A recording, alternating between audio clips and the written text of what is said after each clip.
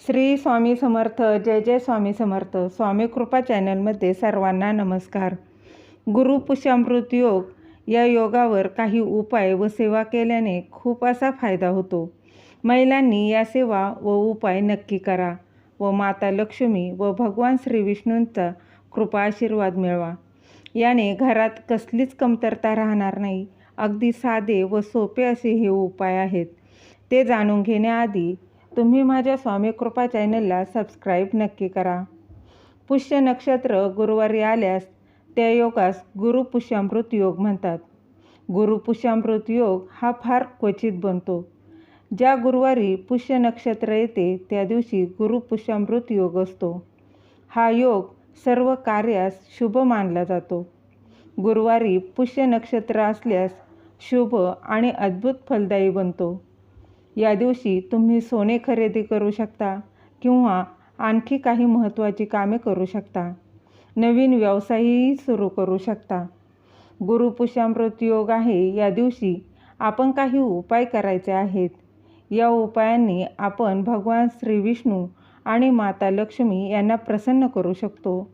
त्याचप्रमाणे आपल्या गुरूंना म्हणजेच आपल्या स्वामी समर्थ महाराजांना, दत्त महाराजांना पण प्रसन्न करून घेऊ शकतो. या दिवशी सकाळी लवकर उठून आंघोळीच्या पाण्यामध्ये चिमूटभर हळद घालायची आहे.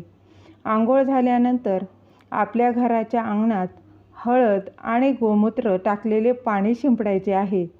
त्याचबरोबर आपल्या घराच्या कानाकोपऱ्यात देखील हे पाणी शिंपडायचे आहे. तसेच हा उपाय आपण प्रत्येक गुरुवारी केला तरी चालणार आहे. कारण असे पाणी शिंपडल्याने घरातील आणि घराजवळील परिसरातील नकारात्मकता दूर होते. हे सर्व झाल्यानंतर घराचा मुख्य दरवाजा स्वच्छ पुसावा. त्यावर गोमूत्र आणि हळद या मिश्रणाने स्वस्तिक काढायचे आहे. त्यावर अक्षदा वाहायच्या आहेत. नंतर सर्व घराची साफसफाई करायची आहे. आपल्या घरातील किचन स्वच्छ करून घ्यायचं आहे.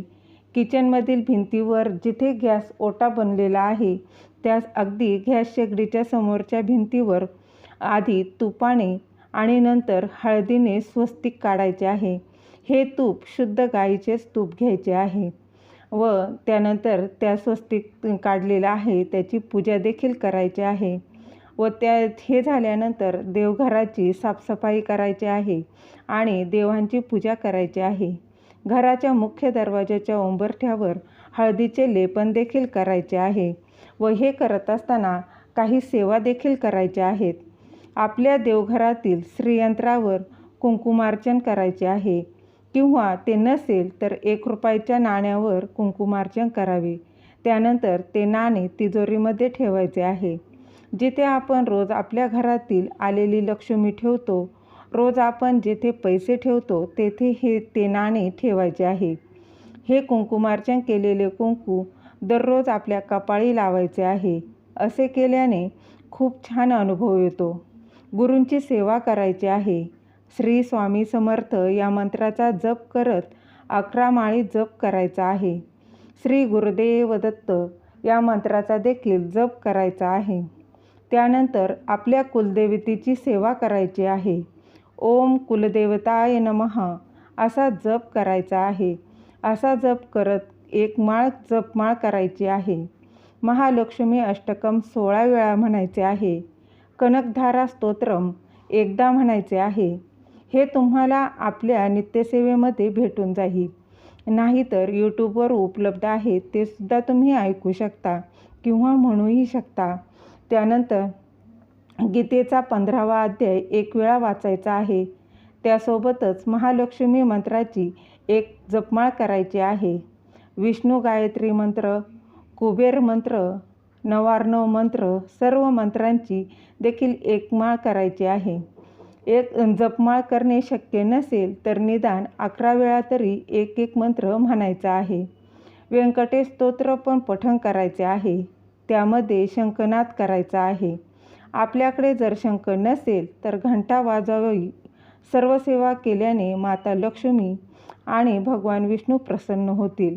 या सर्व सेवा करताना मन प्रसन्न राहते आपले मन शुद्ध आणि पवित्र ठेवायचे आहे. त्याचबरोबर अशा छोट्या छोट्या उपाय आणि सेवा केल्याने माता लक्ष्मी आणि भगवान श्री विष्णू त्याचबरोबर आपले गुरुही आपल्यावर प्रसन्न होतात. दिलेली माहिती स्वामी चरणी अर्पण करते व तुम्हाला माहिती आवडली असेल तर लाईक करा, शेअर करा, कमेंटमध्ये श्री स्वामी समर्थ लिहायला विसरू नका. श्री स्वामी समर्थ.